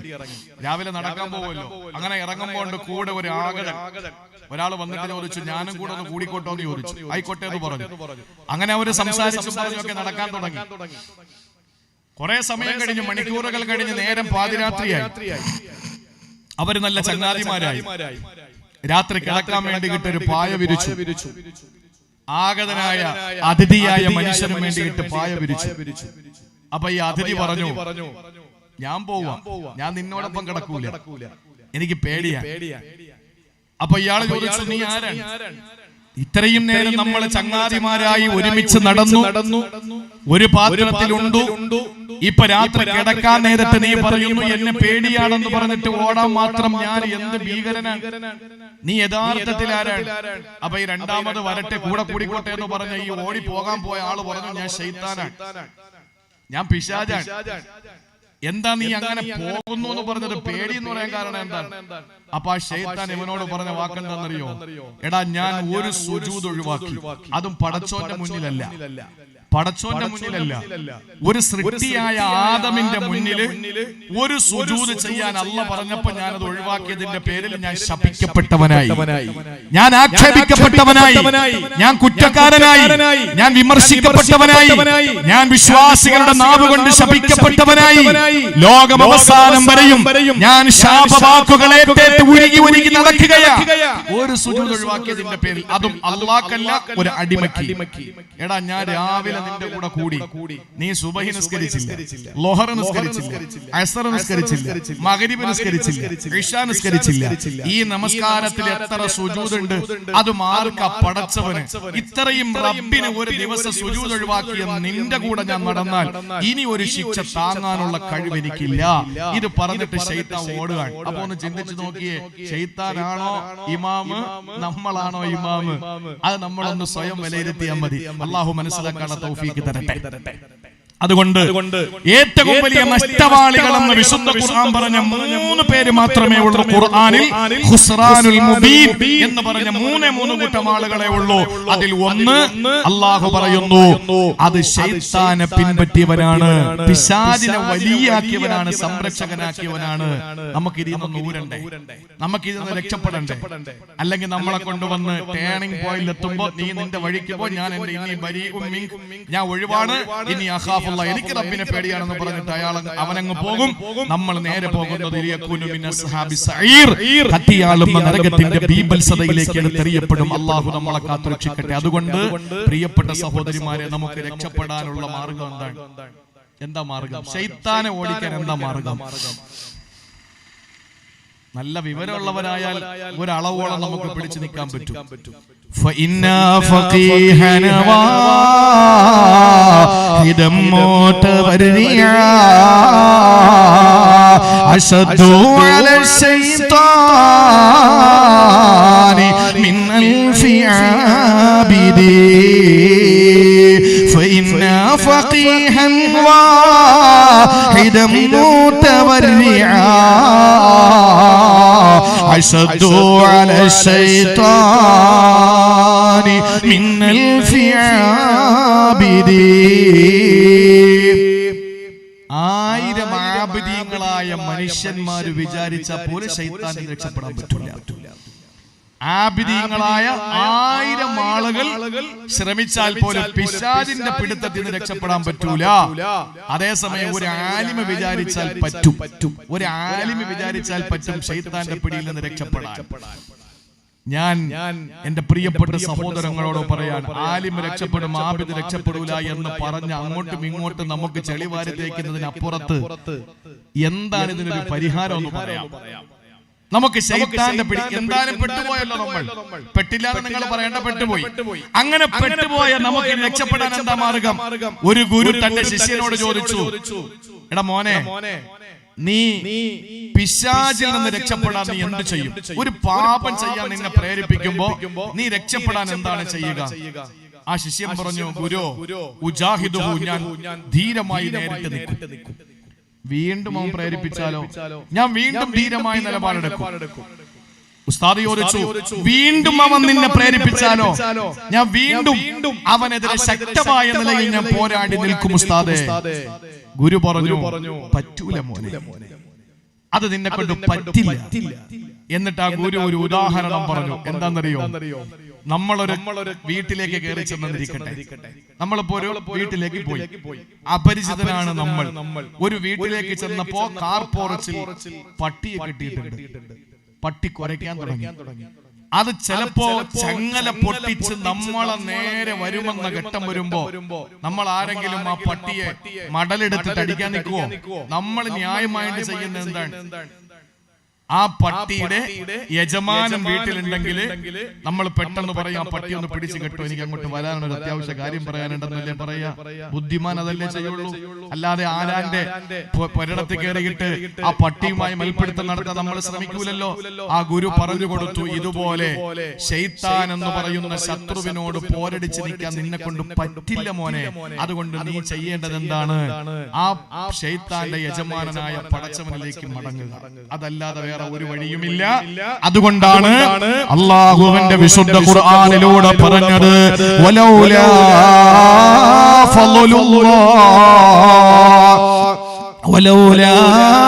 ഫളുല്ലാഹി അലൈക്കും വറഹ്മതുഹു ലത്തബഅതുമു ശൈത്താന ഇല്ലാ ഖലീലാ. സൂറത്തുൻ നിസായിലൂടെ അല്ലാഹു പരിചയപ്പെടുത്തുകയാ, വലൗലാ ഫളുല്ലാഹി അലൈക്കും വറഹ്മതുഹു, അല്ലാഹുവിന്റെ കരുണാ കടാക്ഷം നിങ്ങൾക്കില്ലായിരുന്നുവെങ്കിൽ ലത്തബഅതുമു ശൈത്താൻ, നിങ്ങൾ ശൈത്താനെ പിൻപറ്റുമായിരുന്നു. അപ്പോൾ ശൈത്താനെ പിൻപറ്റാതിരിക്കാൻ നമ്മൾ ചെയ്യേണ്ടത് എന്താണ്? ആ ശൈത്താനോട് പോരടിച്ച് നിൽക്കലല്ല, കഴിയൂല. ആ ശൈത്താൻ ശക്തനാണ് പ്രിയപ്പെട്ടവരെ, നമുക്ക് പറ്റില്ല. അതുകൊണ്ട് നമ്മൾ ചെയ്യേണ്ടത് എന്താണ്? ഒരൊറ്റ വഴിയാണ്, അല്ലാഹുവിലേക്ക് അങ്ങ് മടങ്ങുക. പടച്ചവരിലേക്ക് നമ്മൾ അങ്ങ് മടങ്ങലല്ലാതെ വേറെ വഴിയൊന്നുമില്ല. അതുകൊണ്ട് തീരുമാനിച്ചോ, മടക്കം അല്ലാഹുവിലേക്ക്. അതുകൊണ്ടാണ് ആദരവായ പ്രവാചകൻ സല്ലല്ലാഹു അലൈഹി വസല്ലമ തങ്ങൾ നമ്മെ പഠിപ്പിച്ചത്, കോട്ടുവാവിടുന്ന സമയത്ത് പോലും നീ പറയേണ്ടത് എന്താണ്? അഊദു ബില്ലാഹി മിനശ് ശൈത്വാനിർ റജീം. അവനോട്, അല്ലാഹുവിനോട് പിശാചിൽ നിന്ന് കാവൽ തേടല. അതുകൊണ്ട് ഏത് കാര്യം തുടങ്ങുമ്പോഴും നമ്മൾ പറയേണ്ടത് എങ്ങനെയാ? അതുകൊണ്ടാണ് ബാത്റൂമിലേക്ക് കയറുമ്പോൾ നമ്മൾ പറയുന്നത് എന്താണ്? ആ വിഷയം വരുന്നുണ്ട്. തന്റെ ഭാര്യയെ സമീപിക്കും പറയുന്നത് എന്താ? അല്ലാഹുമ്മ ജന്നിബിന ശൈത്താന വജന്നിബി ശൈത്താന ഫീമാ റസഖ്തനാ. അല്ലാഹുവേ ശാരീരിക ബന്ധത്തിൽ ഞങ്ങൾ ഏർപ്പെടുകയാണ്. ഈ ബന്ധത്തിൽ പിശാചിനെ അകറ്റി നിർത്തണേ അല്ലാ. അതുപോലെ ഇതിലുണ്ടാകുന്ന കുഞ്ഞിൽ നിന്ന് നീ പിശാചിനെ അകറ്റി നിർത്തണേ അല്ലാ. ഇത് ദുആ ചെയ്യൽ നിർബന്ധമാണ്. എന്തുകൊണ്ട്? അതിലുണ്ടാകുന്ന കുഞ്ഞ് സാലിഹാകണമെങ്കിൽ അതേ വഴിയുള്ളൂ. അതല്ലാതെ പ്രസവിച്ചതിന് ശേഷം ഏത് നൂലോര് കെട്ടിയിട്ട് കാര്യമില്ല. അതിനു മുമ്പ് വാപ്പ ഉമ്മ തീരുമാനിക്കുന്ന സമയത്ത്, ആ ശാരീരിക ബന്ധപ്പെടുന്ന സമയത്ത് നീ നിന്റെ ഭാര്യയും ദുആ ചെയ്യണം. അല്ലാഹുമ്മ ജന്നിബിന ശൈത്താൻ. പടച്ചവരെ ഞങ്ങളെ ഈ ബന്ധപ്പെടലിൽ നിന്ന് ശൈത്താനെ അകറ്റി നിർത്തണേ അല്ലാ. വജന്നിബി ശൈത്താന ഫീമാ റസഖ്തനാ. ഈ ശാരീരിക ബന്ധത്തിൽ നീ ഞങ്ങൾക്ക് തരുന്ന സമ്മാനത്തിൽ ഞങ്ങളുടെ പൊന്നോമനകളിലെ ശൈത്താനെ കടന്നു വരല്ലേ അല്ലാ. ഇതെത്ര പിതാക്കന്മാര് മാതാക്കള് ചൊല്ലിയിട്ടുണ്ട്, എത്ര ഭാര്യ ഭർത്താക്കന്മാര് ചൊല്ലിയിട്ടുണ്ട്. ഇത് ചൊല്ലിയാലാണ് പിശാചവന്റെ ജീവിതത്തിൽ നിന്ന് മാറി നിൽക്കുക. അല്ലാതെ ആ സമയത്ത് പിശാചിനെ ഓട്ടിക്കാൻ നടന്ന കാര്യങ്ങൾ നടക്കൂല. അത് കാണാനും പറ്റൂല. കാരണം അവന് ശത്രുശക്തനാണ്. ശത്രുശക്തനാണ്. യുദ്ധത്തില് ശക്തിയല്ല ബുദ്ധിക്കാണ് അവിടത്തെ വില. അതുകൊണ്ട് നമ്മൾ ബുദ്ധിപരമായി ഇടപെടണം. അള്ളാഹുവിനോട് കാവല് തേടണം. വീട്ടിൽ ശൈത്താൻ വന്നിട്ടുണ്ടോ? കാവല് തേടലല്ലാതെ വേറെ വഴിയില്ല. 5 സ്ഥലങ്ങളിൽ ശൈത്താൻ, വീട്ടിൽ 5 സ്ഥലങ്ങളിൽ ശൈത്താൻ ഉണ്ടെന്നാണ്. ഒന്ന് ഓർത്ത് വെച്ചോളി. വീട്ടിൽ പോയിട്ട് നോക്കിക്കോ. 5 സ്ഥലങ്ങളിൽ വീട്ടിൽ ശൈത്താൻ ഉണ്ടാകുമെന്നാണ്. ഒന്ന് അൽ ഫിറാശുല്ലദീ ലാ യനാമു അലൈഹി അഹദുൻ. ആരും കിടക്കാതെ നിവർത്തിയിട്ടിരിക്കുന്ന ബെഡിൽ. മനസ്സിലായോ? രാവിലെ എണീറ്റ് എന്താ ചെയ്യേണ്ടത്? ബെഡ്ഷീറ്റ് മടക്കി വെക്കണം. ബെഡ്ഷീറ്റ് കിടക്കുന്ന ബെഡ്ഷീറ്റ് മടക്കി വെക്കണം. മെത്ത പിടിച്ച് മടക്കിയിട്ട് പ്ലാസ്റ്റിക് കവറിനകത്താക്കാൻ പറ്റൂല. നമ്മൾ മെത്തയുടെ മുകളിൽ ഒരു വിരിപ്പ് വിരിച്ചിട്ടല്ലേ കിടക്കുക. രാവിലെ എണീറ്റിട്ട് ആ ബെഡ്ഷീറ്റ് നമ്മൾ മടക്കി വെക്കണം. എന്തുകൊണ്ട്? നമ്മൾ അവിടെ അത് ഉപേക്ഷിച്ചു പോയാൽ അതിൽ പിശാച് കിടന്നുറങ്ങുമെന്നാണ് ആദരവായ പ്രവാചകൻ നബി മുഹമ്മദ് മുസ്തഫ സല്ലല്ലാഹു അലൈഹി വസല്ലമ തങ്ങൾ പറഞ്ഞത്. അതുകൊണ്ടാണ് റസൂൽ തങ്ങൾ പറഞ്ഞത് ഫിറാശുൽ റജുലി, ഒരു വിരിപ്പ് അവിടുത്തെ വീട്ടുടമയ്ക്ക്, ഒന്നവന്റെ ഭാര്യയ്ക്ക്, ഒന്ന് അതിഥികൾ വരുമ്പോൾ അവർക്ക്, നാലാമത്തേത് ശൈത്താനുള്ളതാണ് എന്ന് പറഞ്ഞാൽ മനസ്സിലായോ? വീട്ടിൽ എത്ര റൂമുള്ളത്? ഓ അൽഹംദുലില്ലാ 7-8 റൂമുണ്ട് ഉസ്താദേ. വലിയ സന്തോഷം, അല്ലാഹു തന്നതല്ലേ. ആരൊക്കെയുണ്ട് വീട്ടിൽ? ഞാനും ഭാര്യയും, വേറെ ആരുമില്ല.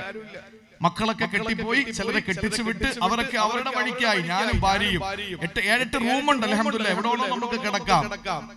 നീയും നിന്റെ ഭാര്യയും കിടക്കുന്ന റൂം, അല്ലെങ്കിൽ നീയും നിന്റെ കുടുംബം മക്കൾ കിടക്കുന്ന റൂം, അത് കഴിഞ്ഞിട്ട് നിനക്കൊരു അതിഥി വന്നാൽ ആ അതിഥി കിടക്കുന്ന റൂം, അത് കഴിഞ്ഞ് ബാക്കി സ്ഥലങ്ങളിലൊക്കെ പിശാച് കിടക്കുക. അല്ലാഹു കാത്തുരക്ഷിക്കട്ടെ.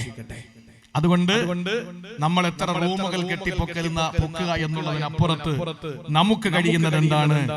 ഉള്ള വിരിപ്പുകൾ മടക്കി വെച്ചിട്ട് നമ്മൾ സൂക്ഷിക്കണം. ശൈത്താൻ നമ്മുടെ വീട്ടിലുണ്ടാകുന്ന ഒന്നാമത്തെ സ്ഥലം അതാണ്. ഇനി രണ്ടാമത്തത് എവിടാന്നറിയോ? അസ്സിയാബുൽ മുഅല്ലഖത്തു ഫിത്രത്തി തവീലത്തിൻ ദൂന ലുബ്സിഹാ. ധരിക്കാതെ മാറ്റിയിട്ടിരിക്കുന്ന വസ്ത്രമൊക്കെ അടുക്കി മടക്കി വെക്കണം. അത് പഠിക്കണം. ചെന്നുടനെ ഊരി അങ്ങോട്ടെറിയും, ഒരെണ്ണം ഒന്ന് ഊരി ഇങ്ങോട്ടെറിയും, പിന്നെ ഒരെണ്ണം ഊരി അങ്ങോട്ടെറിയും. അതങ്ങനെ തന്നെ കിടക്കും. നാളെ നേരം വെളുക്കാൻ വേറെ എടുത്തിട്ടുണ്ട് പോകുന്നത്. ഈ ഒഴിവാക്കിയ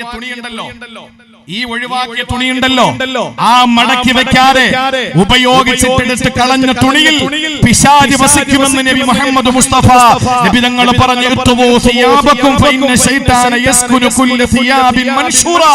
വിരിച്ചിട്ടിരിക്കുന്ന മുഴുവൻ തുണിയിലും കയറി ശൈത്താൻ ഉറങ്ങുമെന്ന് നബി മുഹമ്മദ് മുസ്തഫ.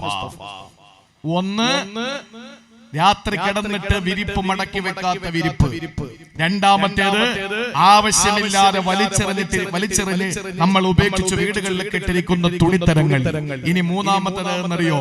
ബാത്റൂമിൽ കയറിയ പുറത്തേക്ക് ഇറങ്ങി നന്നായിട്ട് ആ ബാത്റൂമിന്റെ ഡോർ ക്ലോസ് ചെയ്യണം, നന്നായിട്ട് അടയ്ക്കണം. ഇന്നെന്താ വീട്ടിൽ പണ്ടൊക്കെ എന്താ പറയാ? ഈ ബാത്റൂമിൽ പോകുന്നതിന് എന്താ പറയാ? വെളിക്കിരിക്കുന്നല്ലേ? അതൊരു വലിയ തെറ്റായിട്ട് തോന്നുന്നു. അപ്പൊ ആരും പോവാതെ വന്നതാ? അതൊന്നും വലിയ തെറ്റൊന്നുമല്ല. വെളിക്കിരിക്കുക എന്നാ പറയുന്നത്. എന്നതിന്റെ അർത്ഥം എന്താ? എടാ അത് പാരമ്പര്യമാണ്. ആയിഷ ബീവിയുടെ മാല നഷ്ടപ്പെട്ടത് എന്തുകൊണ്ടാണ്? ആയിഷ ബീവി വെളിക്കിരിക്കാൻ പോയപ്പോഴാണ്. തിരിച്ചു വന്നപ്പോ മാലയില്ല, അത് നോക്കിപ്പോയി. അപ്പോഴാണ് യാത്രാ സംഘം കടന്നുപോയത്. ആയിഷ ബീവി ഉണ്ടാകുമെന്ന് അറിഞ്ഞിട്ട് അപ്പോഴാണ് മാലയുടെ പ്രശ്നം ഉണ്ടായത്. അങ്ങനെയാണ് സൂറത്ത് നൂർ ഇറങ്ങുന്നത്. ആയിഷ ബീവി റളിയല്ലാഹു അൻഹ, അതുപോലെ തന്നെ ഹഫ്സ ബീവി റളിയല്ലാഹു അൻഹ അടക്കമുള്ള നബി തങ്ങളുടെ പ്രിയപ്പെട്ട ഭാര്യമാര് ബാത്റൂമിൽ വെളിക്കിരിക്കാൻ പോയിട്ട് ഇത് ഏതെങ്കിലുമൊക്കെ എംബോക്കികൾ എടുത്തു വെച്ചിട്ട് നാളുകളിൽ സോഷ്യൽ മീഡിയയിൽ കുറെ എണ്ണുണ്ടല്ലോ ഇവനെല്ലാം ഇതെടുത്തു വെച്ചിട്ട് ഇങ്ങനെ അലക്കി അലക്കി അലക്കി അലക്കി നിങ്ങൾ എന്താ ചെയ്യുക? വേറെ ഒരു ജോലിക്കും പണിക്കും പോകാതെ നല്ല തണ്ടിയും തടിയൊക്കെ ഉണ്ടല്ലോ, അധ്വാനിച്ചിട്ട് 10 പേരുടെ അരങ്ങിട്ട് 5 പേരുടെ വായിൽ പോകാനും മക്കൾക്ക് ശാപ്പാട് കൊടുക്കാനും കഴിവുണ്ടായിട്ടും ഇസ്ലാമിന്റെ ആശയങ്ങളെയും ആദർശങ്ങളെയും കൊന്നനം കുത്തിയിട്ട് സോഷ്യൽ മീഡിയയിലെ തമ്പുരാക്കന്മാര് വാണരുളുന്ന ഈ വൃത്തികെട്ട കാലത്ത് ഇതൊന്നും നമുക്കൊരു പ്രശ്നമായിട്ട് നമ്മൾ കാണുന്നില്ല. ചരിത്രം അങ്ങനെയാണ്. ആ കാലഘട്ടത്തില് സഹാബ പ്രിയപ്പെട്ട ഭാര്യമാർ ഉമ്മഹാത്തുൽ മുഅ്മിനീങ്ങൾ ബാത്റൂമിൽ പോയിട്ട് അഥവാ വെളിക്കിരിക്കാൻ പോയിട്ട് തിരിച്ചു വരുന്ന സന്ദർഭത്തിൽ ആളുകളെ തിരിച്ചറിയുന്ന ഒരു സാഹചര്യം വന്നപ്പോഴാണ് ഉമർ തങ്ങൾ ചെന്നിട്ട് നബി തങ്ങളോട് പറഞ്ഞത്, നബിയെ സല്ലല്ലാഹു അലൈഹി വസല്ലം, നിങ്ങൾ എത്രയും പെട്ടെന്ന് അല്ലാഹുവിനോട് പറയണം ഹിജാബിന്റെ ആയത്ത് ഇറക്കാൻ. ഉമർ തങ്ങളുടെ ആവശ്യപ്രകാരം 10ഓളം വരുന്ന ആയത്തുകൾ ഇറക്കിയതിൽ ഒരു ആയത്ത്, നബിയെ നിങ്ങളുടെ ഭാര്യമാരോടും പെൺമക്കളോടും പറയണം യുദ്നീന അലൈഹിന്ന മിൻ ജലാബിബിഹിന്ന, ജിൽബാബിനെ പറ്റിയിട്ടുള്ള ആയത്തുകൾ, മൂട് പണമണിയണമെന്ന ആയത്തുകൾ, ഹിജാബ് ധരിക്കണമെന്ന ആയത്തുകൾ, ബുർഖ ധരിക്കണമെന്ന ആയത്ത് ഇറങ്ങിയത് വെളിക്കിരിക്കാൻ പോയതുമായി ബന്ധപ്പെട്ട വിഷയത്തിലാണ്. പണ്ടുള്ള ആളുകൾ അതുകൊണ്ട് വീട്ടിനകത്ത് ബറക്കത്തുണ്ടായിരുന്നു. ഇതിപ്പോ നേരെ കയറി വരുമ്പോ ഹാളിൽ 2 റൂമിനകത്ത് 1, അടുക്കള നിൽക്കുമ്പോ പെട്ടെന്നെങ്ങാനും പോകണം തോന്നിയാലോ ഹാളിരുന്നാലോ അതുകൊണ്ട് അടുക്കളക്കകത്ത് 1, ഇനി സ്റ്റോറിൽ നിൽക്കുമ്പോ അരി അളന്നോണ്ടിരിക്കുമ്പോ പോകണം തോന്നിയാലോ അതിന് 1, വീടിന്റെ 4 ചുവരിന്റെ ഇടയില് 10ഉം 20ഉം ബാത്റൂം. അപ്പൊ നമ്മൾ കിടക്കുന്ന റൂമിനേക്കാൾ പിശാചിന്റെ വീട് കെട്ടിക്കൊടുത്തു. ഇത് പിശാചിന്റെ വീടാ. അതുകൊണ്ടാണ് ബാത്റൂമിൽ നമ്മൾ എന്ത് വേണം, അല്ലാഹുമ്മ ഇന്നി അഊദു ബിക മിനൽ ഖുബതി വൽ ഖബാഇദി, പടച്ചവനെ ഇത് ശൈത്താന്റെ വീട്ടിലേക്കാണ് ഞാൻ കയറുന്നത്. ഇബ്രാഹിം അദ്ഹമുൽ ഖുറാസാൻ റളിയല്ലാഹു അൻഹു നടന്നു പോകുമ്പോൾ ടോയ്ലറ്റിൽ പോകണമെന്ന് ആഗ്രഹം വന്നപ്പോ വഴിയരികിൽ പൊതു ബാത്റൂം ഉണ്ട്. അതിനകത്തോട്ട് കയറാൻ വേണ്ടി മൂപ്പരം കൊണ്ട് ചെല്ലുമ്പോ അതിന്റെ മുന്നിൽ കസേരയിട്ട് ഒരാൾ ഇരിപ്പുണ്ട്. പൈസ തന്നിട്ട് കയറിയാൽ മതി എന്ന് പറഞ്ഞു. നമ്മൾ കണ്ടിട്ടില്ലേ റെയിൽവേ സ്റ്റേഷനിലും ബസ് സ്റ്റാൻഡിലും ഒക്കെ പൈസ തന്നിട്ട് കയറാൻ പറഞ്ഞു. മൂപ്പരൊരൊറ്റ കരച്ചില. അയാൾക്ക് മനസ്സിലായി. അയാൾ പറഞ്ഞു കേറിക്കോ, കരയൊന്നും വേണ്ട, പൈസ ഇല്ലെങ്കിൽ പിന്നെ തന്നാ മതി, കാര്യം നടക്കട്ടെ. മഹാനായ ഇബ്രാഹിം അദ്ദേഹം റളിയല്ലാഹു അൻഹു പറഞ്ഞു, എടാ പൈസ ഇല്ലാത്തത് കൊണ്ടല്ല, എനിക്ക് അത്രയും അത്യാവശ്യമുള്ളത് കൊണ്ടല്ല, ഞാൻ ചിന്തിച്ചത് ഇത് ശൈത്താന്റെ വീടാണ്. ശൈത്താന്റെ വീട്ടിൽ കയറുന്നതിന് പൈസ കൊടുക്കണമെങ്കിൽ അല്ലാഹുവിന്റെ റഹ്മത്തിന്റെ മാലാഖമാരുടെ വീടാകുന്ന സ്വർഗ്ഗലോകത്ത് കയറുന്നതിന് എത്ര കോടി കൊടുത്താൽ മതിയാകും. ഞാൻ അതിനെപ്പറ്റി ചിന്തിച്ചിട്ട് കരഞ്ഞു പോയതാ എന്ന് മഹാനായ ഇബ്രാഹിം അദ്ദേഹം ഖുറാസാൻ റളിയല്ലാഹു അൻഹുവിന്റെ പറച്ചിൽ കേട്ട് നോക്കൂ സഹോദരങ്ങളെ, ചിന്തിച്ചു നോക്കിന്. ശൈത്താന്റെ വീടാണ് ബാത്റൂമുകൾ. ഇന്ന് വീട്ടിനകത്ത് ബാത്റൂം കൂടിയപ്പോ എന്താ സംഭവിക്കുക? വീട്ടിന്റെ ഉള്ള ബറക്കത്തും പോയി. അൽ ഹമാം, ശൈത്താൻ വീട്ടിലുള്ള സ്ഥലങ്ങളിൽ 3ാമത്തേത് അൽ ഹമാം എന്ന് പറഞ്ഞാൽ ബാത്റൂമുകളാണ്, ടോയ്ലറ്റുകളാണ്. അതുകൊണ്ട് തന്നെ നമ്മൾ അതിനകത്ത് കയറുമ്പോ പറഞ്ഞുകൊണ്ടേ കയറാവൂ പടച്ചവനെ. എന്നിട്ട് നമ്മൾ പുറത്തേക്ക് ഇറങ്ങിയിട്ട് എന്താ പറയുന്നത്? നമ്മൾ ആരും ബാത്റൂമിൽ കയറുന്നത് കള്ളുടിക്കാനല്ലല്ലോ, ബാത്റൂമിൽ കയറുന്നത് വ്യഭിചരിക്കാനല്ലല്ലോ, ബാത്റൂമിൽ കയറുന്നത് തെറ്റുകൾ ചെയ്യാനല്ലല്ലോ. നമ്മൾ പുറത്തിറങ്ങിയിട്ട് എന്താ പറയുന്നത്? ഉഫ്രാനക അൽഹംദുലില്ലാ, ഉഫ്രാനക, നിന്നോട് ഞാൻ പൊറുക്കലിനെ തേടുക തമ്പുരാനെ എന്ന് പറഞ്ഞതിന്റെ അർത്ഥം എന്താ? അതിനകത്ത് നമ്മൾ വേറെ ചീട്ട് കളിക്കാൻ കയറിയാണോ? അല്ലല്ലോ. നമ്മളതിനകത്ത് കയറിയ എന്തിനാണ്? ശൈത്താന്റെ വീടാ. കയറിയപ്പോ എന്തെങ്കിലും ചിന്തകളൊക്കെ വന്നിട്ടുണ്ടെങ്കിൽ നിന്നോട് ഞാൻ പൊറുക്കലിനെ തേടുകയാ. അല്ലതി അദ്ഹബ അന്നി അല്ലാതെ വഅഫാനി, എന്റെ വയറിന്റെ അസ്വസ്ഥതയും ബുദ്ധിമുട്ടും ഒക്കെ മാറ്റി തന്ന റബ്ബേ നിനക്ക് സർവസ്തുതി. ഇതാണ് നമ്മൾ പഠിക്കേണ്ടത്. 3ാമത് വീട്ടിൽ ശൈത്താനുള്ള സ്ഥലം ബാത്റൂമാണ്. ഇനി 4ാമത്തേത് എവിടെയെന്നറിയോ? അല്ലാഹുവിന്റെ റസൂൽ പറയുകയാണ്, ലാ തദ്ഖുലുൽ മലായികതു ബൈതൻ ഫീഹി കൽബുൻ വലാ തമാസീൽ, രൂപങ്ങളും പട്ടിയുമുള്ള വീട്ടിൽ അല്ലാഹുവിന്റെ റഹ്മത്തിന്റെ മലക്ക് വരൂല. രൂപങ്ങളും എന്ന് പറഞ്ഞാൽ ഏത് രൂപമാണ്? എന്റെ പ്രിയപ്പെട്ട സഹോദരങ്ങളെ, അതായത് മുജസ്സമായ രൂപങ്ങളുള്ള. നമ്മളിപ്പോ ചില ആളുകളൊക്കെ ഇങ്ങനെ വരച്ച് ഉണ്ടാക്കി വെച്ചിരിക്കുമല്ലോ വീടുകളിൽ. മുജസ്സം, ജിസ്മുള്ള മഹാരഥന്മാരായ സൂഫിയാക്കളായ പണ്ഡിതന്മാര് ഇതിനെയും എതിർത്തിട്ടുണ്ട്. ഏത് പ്രാവ് തൂറാൻ വേണ്ടി നമ്മളൊക്കെ ഫോട്ടോ കൊണ്ട് വയ്ക്കൂലേ അവളോടൊക്കെ, അതിനെയും എതിർത്തിട്ടുണ്ട്. സൂഫിയാക്കളായ പണ്ഡിതന്മാർ, സൂക്ഷ്മതയുടെ പണ്ഡിതന്മാർ. മുജസ്സമായ ഫോട്ടോ എന്ന് പറഞ്ഞാൽ ജിസ്മുള്ള എന്ന് പറഞ്ഞാൽ തൊട്ട് നോക്കിയാൽ മനുഷ്യനെ കണക്കിരിക്കും. ഒരു ബിംബം മാതിരി ഉണ്ടാക്കി വെച്ചിരിക്കുന്ന വീട്ടില് ഭർത്താവ് ഗൾഫിൽ പോയി, അങ്ങനെ ആരോ ഒരാള് ഭർത്താവിനെ ഉണ്ടാക്കി കൊടുത്തെന്ന് രാവിലെ കാണാൻ വേണ്ടിയിട്ട് വീട്ടിന്റെ മുമ്പിൽ ഇങ്ങനെ വെച്ചിട്ടുണ്ട്. എന്നാൽ ആ വീട്ടിൽ റഹ്മത്തിന്റെ മലക്ക് വരൂല. രൂപങ്ങളുള്ള വീട്ടിൽ റഹ്മത്തിന്റെ മലക്ക് വരൂല. ഇനി അഞ്ചാമതൊരു കാര്യം കൂടി വീട്ടിൽ പറക്ക റഹ്മത്തിന്റെ മലക്ക്, അഞ്ചാമതൊരു സ്ഥലത്ത് കൂടി ശൈത്താൻ വരുന്നുണ്ട്. അതെവിടെയെന്നറിയോ? മകാനു ഇശ്ആലിന്നാ. അത് പെങ്ങന്മാര് അടിവരയിട്ട് കേൾക്കണേ. തീ കത്തിക്കുന്ന സ്ഥലങ്ങളിൽ പിശാചുണ്ടെന്നാണ്. കാരണം ശൈത്താനെ സൃഷ്ടിച്ചത് എന്തുകൊണ്ടാണ്? തീ കൊണ്ടാണ്. അവന് തീ വല്ലാത്ത ഇഷ്ടമാണ്. അതുകൊണ്ട് തന്നെ തീ കെടുത്തുന്ന, തീ ഉണ്ടാക്കുന്ന സ്ഥലത്തൊക്കെ പിശാച് വരും. അതുകൊണ്ട് നിങ്ങൾ ആ സമയത്തൊക്കെ അടുപ്പിന് തീ കത്തിക്കുമ്പോൾ ബിസ്മില്ലാഹിർ റഹ്മാനിർ റഹീം ഇത് പറയാതെ സ്റ്റൗ കത്തിക്കല്ലേ. അത് എന്താണെങ്കിലും നിങ്ങളൊരു തീ കത്തിക്കുമ്പോൾ, ഒരു തീപ്പെട്ടി വരയ്ക്കുമ്പോൾ, ഒരു ലൈറ്റർ കത്തിക്കുമ്പോൾ ബിസ്മി ചൊല്ലിയിട്ട് വേണം അത് ചെയ്യാൻ. എന്തുകൊണ്ടെന്നറിയോ?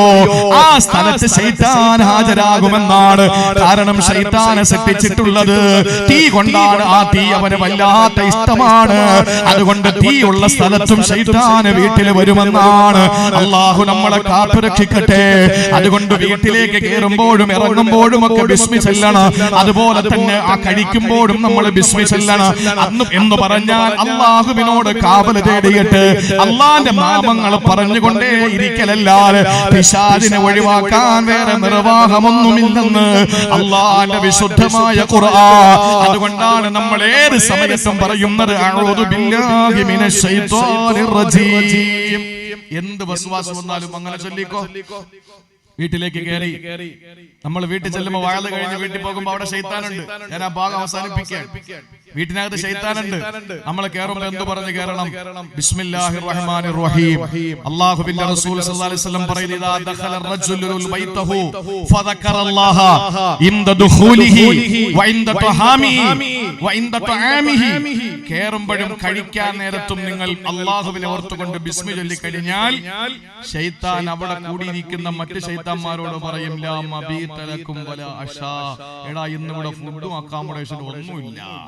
ഇന്ന് നമുക്ക് കിടക്കാനും സ്ഥലമില്ല, കുടിക്കാനും ഒരു തുള്ളി വെള്ളം ഇവിടെ നിന്ന് കിട്ടൂല. ശൈത്താൻ പറയുന്നത് കേറുമ്പോ ബിസ്മില്ലാഹിർ റഹ്മാനിർ റഹീം പറഞ്ഞ് വീട്ടിലോട്ട് കേറ്.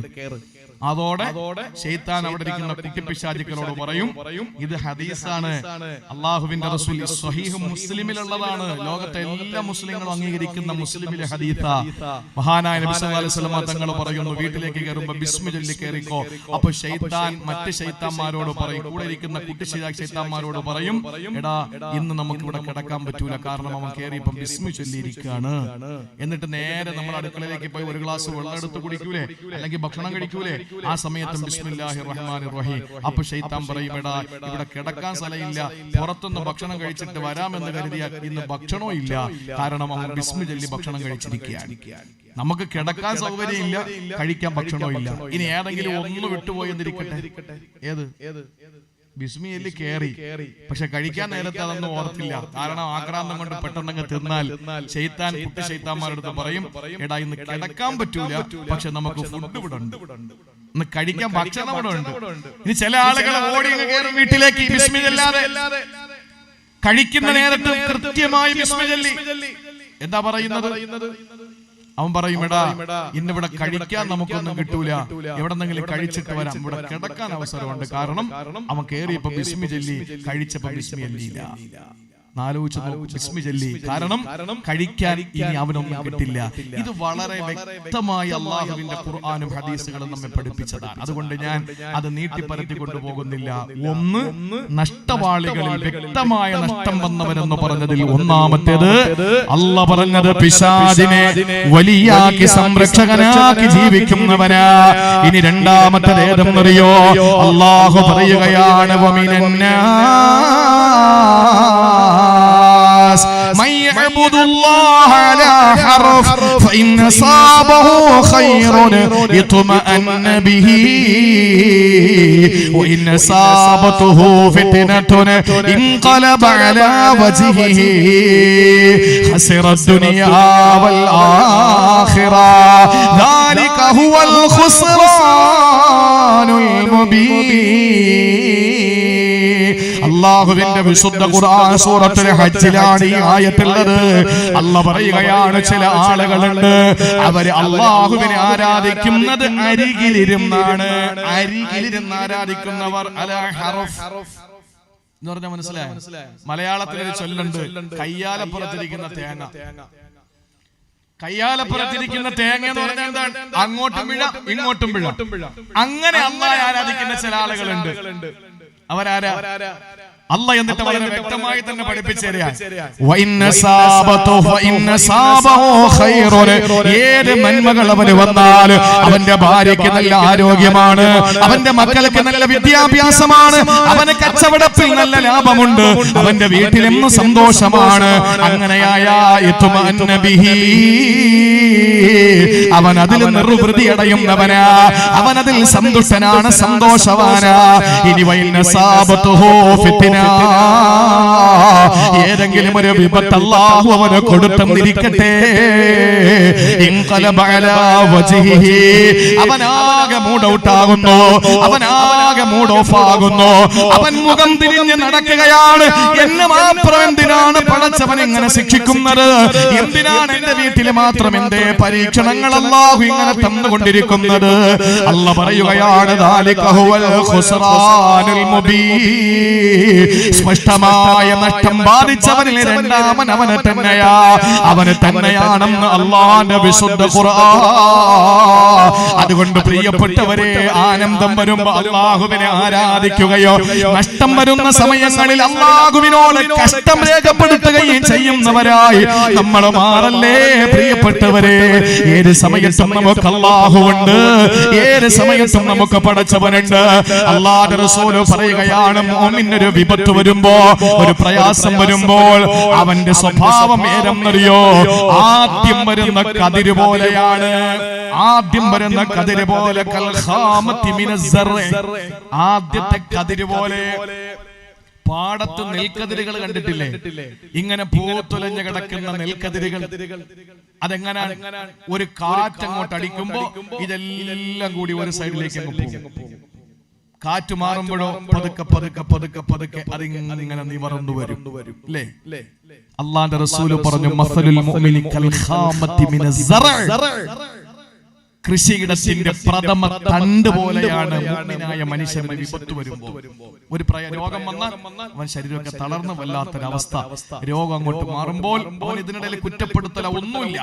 എന്ത് വിപത്ത് വന്നാലും അവന് അതിന്റെ പരിഹാരം കാണും. അത് കഴിഞ്ഞിട്ട് അവൻ നിവർന്ന് നിൽക്കും, യാതൊരു കുഴപ്പവുമില്ല. പക്ഷേ സത്യനിഷേധികൾ എങ്ങനെയാണ്? ഉള്ളിൽ ഈമാനില്ലാത്തവരെങ്ങനെയാണ്? ഖൽബിലെ നൂറ് കണക്കാത്തവരെങ്ങനെയാണ്? അല്ലാഹുവിന്റെ റസൂൽ പറയുന്നു, കൽ അർസതി, പന പോലെയാണ്. പന പോലെ. കാറ്റടിച്ച പന കുലുങ്ങോ? ഇല്ല. അതുകൊണ്ടാ പറയുന്ന പകയന്മാരെ പടച്ചോ പന പോലെ വളർത്തുന്നു. ഒരു കാറ്റടിച്ചാലും കൊടുങ്കാറ്റടിച്ചാലും ഇങ്ങനെ തന്നെ നിൽക്കും പന, അനങ്ങൂല, ചലിക്കൂല. അതേസമയം നെൽപ്പാടങ്ങളിലെ ആ നെൽക്കതിരുകൾ ഇങ്ങനെ ആടി ഒലയും. പക്ഷേ അത് കുറച്ചു നേരം കഴിയുമ്പോൾ നിവർന്ന് നിൽക്കും. പന എത്ര കൊടുങ്കാറ്റടിച്ചാലും അങ്ങനെ തന്നെ നിൽക്കും. പക്ഷേ ഒരു വലിയ കൊടുങ്കാറ്റടിച്ചു വീശി അതിന്റെ കടപുഴകി വീണുപോയാൽ പിന്നെ അത് നൂന്നു വരൂല, നിവർന്നു വരൂല. അത് അപ്പാടെ വീണ് കിടക്കുന്ന തടിക്കഷ്ണം പോലെ, ചാരിവെച്ച മരത്തടി പോലെ അതങ്ങനെ ആയി പോകും. അതാണ് ഈമാൻ ഖൽബിലില്ലാത്തവന്റെ ഉദാഹരണം. നമ്മൾ ആരാ? വിഷമം വരും, വീണ്ടും സടകുടഞ്ഞെഴുന്നേക്കും, വീണ്ടും അള്ളാഹുവിനെ സ്തുതിക്കും. അൽഹംദുലില്ലാ ആഫിയത്തോടെ പള്ളിയിൽ രോഗം വന്നു, വീട്ടിൽ പോയി കിടന്നു, ആശുപത്രിയിൽ പോയി മരുന്ന് വെച്ചു, തിരിച്ചു വന്നു, അൽഹംദുലില്ലാ അസുഖം കുറഞ്ഞു, വീണ്ടും പള്ളിയിൽ വരും. വീണ്ടും അവൻ അസുഖം കൊടുക്കും, വീണ്ടും ആശുപത്രിയിൽ പോയി കുറച്ച് ദിവസം കിടക്കും, മരുന്ന് കഴിക്കും, പനി മാറും, വീണ്ടും പള്ളിയിൽ വരും. നെൽക്കതിര് പോലെ